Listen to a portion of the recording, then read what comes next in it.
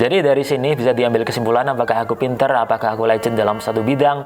Jawabannya, kemudian pertanyaannya gimana ya cara aku bisa menang Olimpiade Fisika dan kemudian menang beasiswa dari perusahaan oil and gas Indonesia, kemudian beasiswa dari dua negara. Perjodohan dengan doi.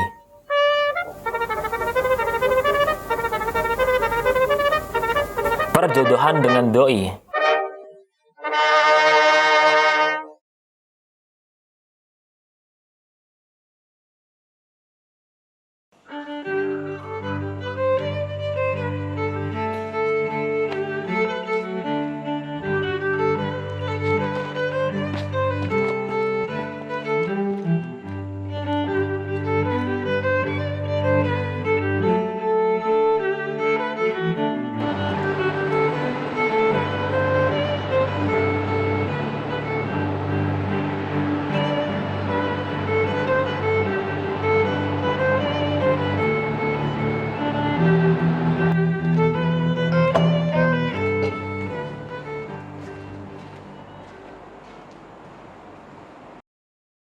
Halo teman-teman semua, selamat datang kembali di channel Jurnal Royan.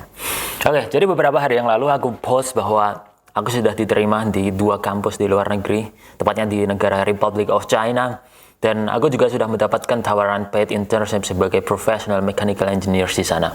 Terus aku iseng-iseng bikin Q&A di story Instagramku, dan ternyata ada beberapa pertanyaan yang masuk. Dan aku rasa pertanyaan ini akan jadi sangat bermanfaat kalau saja aku bisa jawab dan memberikan sedikit pengetahuanku hingga sekarang ini. Dan pastinya kalian bisa mengambil manfaat darinya. Pertanyaan pertama dari Jaskia, sebelum ke Cina, bakal ada kelas bahasa Cina gak ya? Oke, sebenarnya gini, sebenarnya kuliahku nanti full dalam bahasa Inggris. Jadi semua materinya akan disampaikan dalam bahasa Inggris, termasuk dosennya juga. Jadi walaupun dosennya dari Republic of China, tapi mereka berbicara dengan bahasa Inggris. Sedangkan bahasa Cina itu hanya sebagai supplementary, atau istilahnya tambahan di kehidupan sehari-hari misalnya. Misalkan aku ketemu orang di sana, maka aku harus bisa bahasa Cina agar aku bisa nyambung dan ngobrol dengan mereka. Terus nanti bakal ada kelas bahasa atau enggak? Ternyata untuk hal itu, untuk penguasaan bahasa Cina, itu nanti akan ada kelas di 3 semester awal, jadi semester 1, semester 2, semester 3. Ada standar minimal yang harus dicapai saat kita sudah menempuh pendidikan di sana selama 1 tahun di dalam bidang bahasa Cina atau bahasa Mandarin. Jadi sebelum aku berangkat saat masih di Indonesia, sebenarnya tidak ada kelas bahasa yang diadakan, akan tetapi saat sampai di sana, nah nanti di kuliahnya akan ada mata kuliah dan kelas juga untuk Chinese Advanced Learning, untuk pengenalan bahasa Cina yang paling dasar sampai bahasa China yang paling advance. Jadi begitu.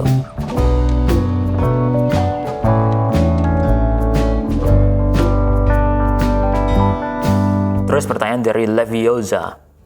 Ringardem Leviosa. Kak, untuk kuliah di luar negeri selain sertifikat IELTS atau TOEFL, tuh apa lagi Kak? Misalkan prestasi, magang, atau yang lainnya, atau kursus? Makasih sebelumnya. Oke, pertama untuk sertifikasi bahasa, tentu saja kita harus punya setidaknya TOEFL atau IELTS. Dan untuk syarat untuk setiap program beasiswa luar negeri di setiap negara di dunia itu berbeda. Kalau aku kemarin pakai TOEFL ITP, dan itu sudah diakui di negara Republic of China. Jadi misalkan kalian ingin daftar beasiswa di luar negeri, pastikan dulu nih syarat bahasanya pakai sertifikat apa, karena ada banyak sekali jenisnya. Kalau TOEFL ada ITP, ada IBT, dan ada yang paper based test, ada yang computer based test. Kalian harus persiapkan hal itu.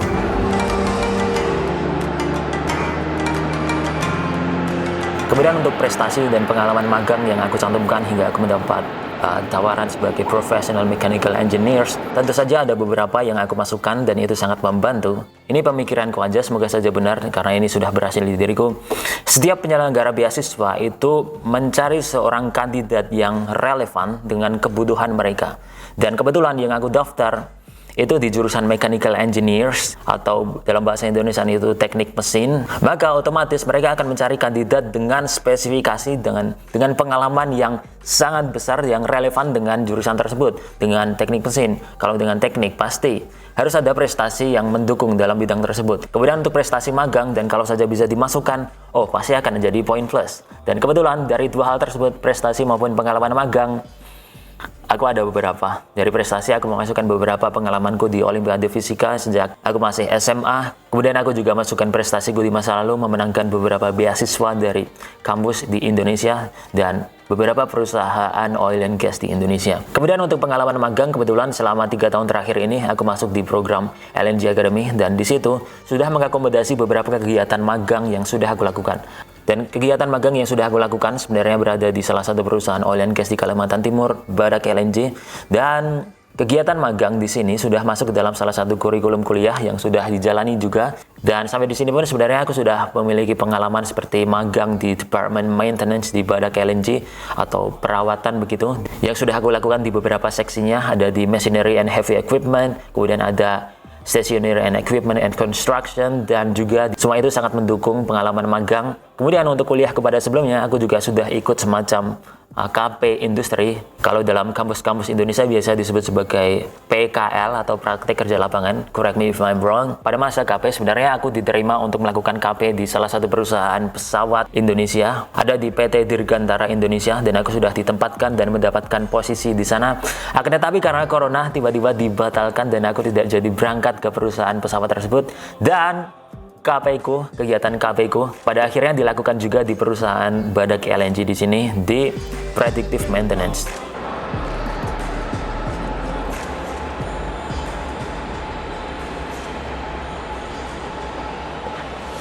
Pasti aku akan merindukan tempat ini, karena setelah ini pun aku langsung pergi dari sini dan keluar dari Indonesia. Terima kasih Badak LNG, terima kasih atas semua kesempatan dan fasilitas yang sudah diberikan kepada saya sehingga saya bisa menyelesaikan pendidikan saya di sini. Oke. Dan aku sudah lulus kemarin dan melakukan presentasi dan diuji juga oleh para engineers di sini juga. Sehingga 2 poin penting baik antara prestasi maupun kegiatan magang aku sudah cantumkan, dan itu sangat relevan sehingga mungkin saja si interviewer dan penyeleksi beasiswanya menangkap itu sebagai poin plus dan aku bisa diterima. Kemudian dari riffraff.up, tips produktif dan mengatasi rasa bosan, malas, dan sebangsanya lah. Perlu digarisbawahi juga bahwa sebenarnya rasa malas, rasa bosan, dan sebangsanya itu adalah rasa yang manusiawi. Kita semua pasti setidaknya pernah merasakan hal tersebut. Itu normal dan wajar. Dan menurutku di sini ada satu hal yang kurang baik, yaitu jika saja kita terus-terusan melakukan kebiasaan tersebut tidak produktif, rasa bosan dan malas, itu yang akan bahaya. Kita gak bisa melakukan pekerjaan dan tugas-tugas yang sebenarnya harus kita selesaikan. Jadi gimana caraku pribadi agar bisa produktif dan mengatasi rasa bosan, malas, dan sebagainya? Kalau aku mikirnya begini.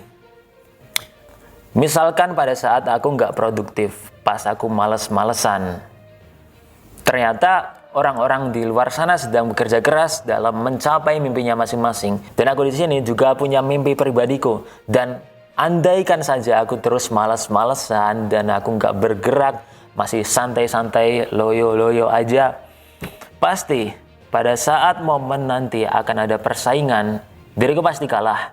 Dan aku akan dikalahkan oleh orang-orang yang pada saat aku malas, mereka sudah bekerja keras. Dan itu bahaya. Memang sih, persaingan itu nggak bagus. Tapi saat kita sudah keluar saja dalam dunia nyata, persaingan itu sangat nyata. Pada akhirnya nanti siapa yang paling kuat, siapa yang paling jago, mereka lah yang terpilih. Dan kalau saja aku malas-malesan, pasti aku nggak bisa jadi yang jago dalam tanda kutip ini dan memenangkan persaingan dalam komunitas yang aku jalani. Jadi di sini aku ada satu tips yang bisa diterapkan saat kalian merasakan malas, dan ini sudah manjur di diriku. Misalkan aku merasa malas dan seharian pengen rebahan aja. Yang aku lakukan adalah pertama, aku tutup mata, hitung sampai 3, 1, 2, 3, dan katakan kepada diriku sendiri, malas, kau harus segera menghilang karena ini tidak bagus. 1, 2, 3, malas, kau harus menghilang. Ya kira-kira begitu aturan latih pernafasan dan perkataan kepada diri kita sendiri sehingga malas itu bisa langsung hilang. Kalau di diriku itu bisa manjur, nggak tahu kalau di diri kalian. Semoga bisa juga.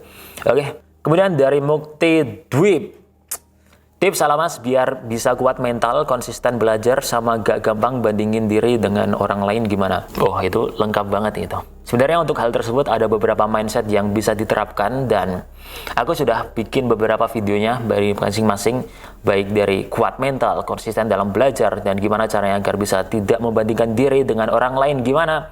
Itu kompleks banget, tapi di sini ada satu hal penting yang harus digarisbawahi dan harus kita tanamkan dalam diri kita sendiri.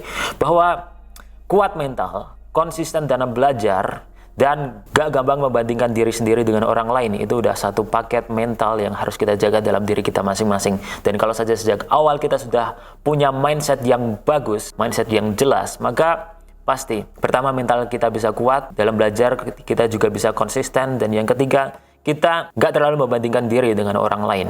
Aku akan membahas hal tersebut secara lengkap di video selanjutnya, tapi di sini aku akan membagikan setidaknya satu tips mental, trik psikologis yang bisa kita terapkan untuk hal tersebut, bahwa hal-hal tersebut seperti membandingkan diri, kemudian tidak bisa konsisten dalam belajar, kemudian mental kita lemah, itu bisa kita atasi dengan satu hal sederhana, yaitu menanamkan konsep diri yang sangat kuat dengan menetapkan goals yang akan kita capai, dan kita sangat berfokus dalam mencapai goals tersebut, dan fokus kita hanya di satu titik itu saja, dan hal-hal lain itu anggap saja sebagai hal-hal yang memiliki skala prioritas lebih di bawah, sehingga pada setiap hari skala prioritas dan fokus kita adalah mencapai goals ini. Jadi misalkan aku sekarang ini sebagai mahasiswa, goalsku adalah untuk menyelesaikan pendidikanku dan kemudian mendapatkan karir yang sesuai dengan bidangku sekarang ini. Maka fokusku setiap hari adalah belajar dalam mencapai goals ini. Mungkin hal itu bisa diterapkan pada diri kalian juga, semoga berhasil. Kemudian dari Savana.Nabila, Bang, cara bagi waktu kuliah produktif sama kegiatan lain gimana nih?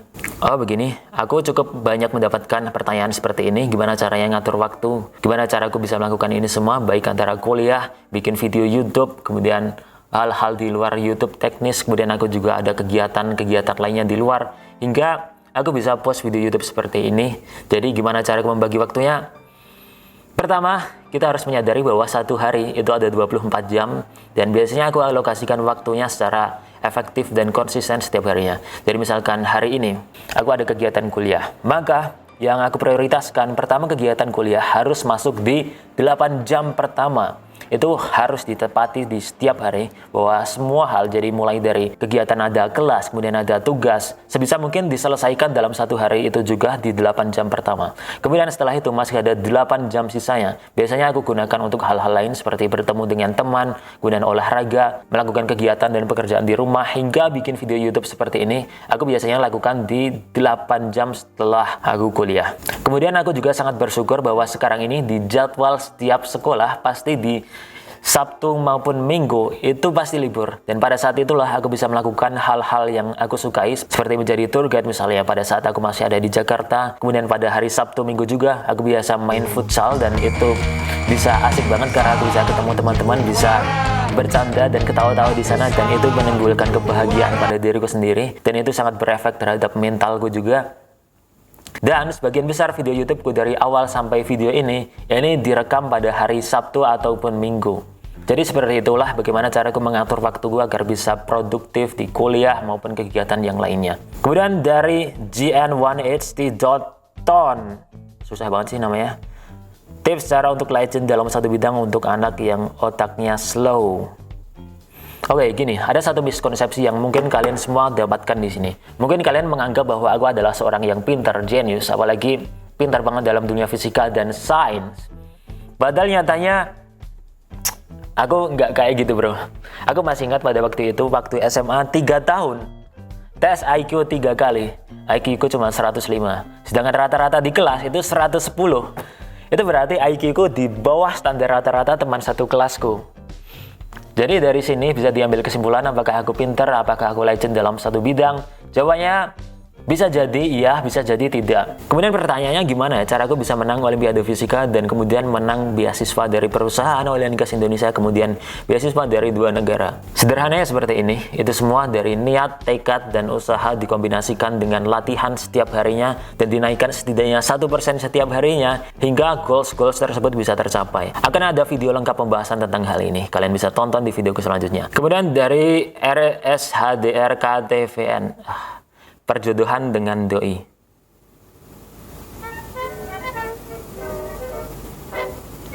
Perjodohan dengan doi. Nggak apa-apa bang, lama-lama nanti juga akan terbiasa. Guys, please, aku sudah muak, bosan dengan reply story tentang perjodohan jodoh itu.